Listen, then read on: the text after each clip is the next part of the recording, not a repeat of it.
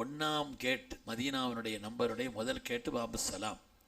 அந்த வாசல் வழியாக தொழுகையினுடைய நேரமல்லாத எல்லா நேரங்கள்லையும் ஆண்கள் சலாம் சொல்வதற்காக உள்ளே போகலாம்.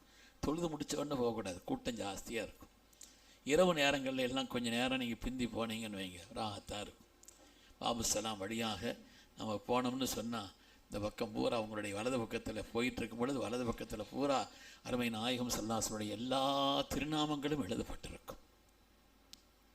அவங்களுக்கு சொல்லப்பட்டிருக்கக்கூடிய எல்லா திருநாமங்களும் உயர்வான அருள் நாமங்கள் எழுதப்பட்டிருக்கும். அதை தாண்டி அதுக்கு பிறகு நீ சலாம் ரவுதத்துல் ஜன்னாலிருந்து வெளியில் வந்து தான் இந்த சலாம் சொல்கிறதுக்கு போகணும்.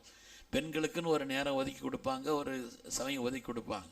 பெண்களை பொறுத்தவரையிலே முக்கியமாக அவங்க எவ்வளோ பக்கத்தில் போக முடியுமோ அவ்வளோ பக்கத்தில் நின்று நாம் ஸல்லல்லாஹு பக்கத்தில் நிற்கிறோம் என்ற ஒரு உணர்வோடு சலாம் சொன்ன போதுமான.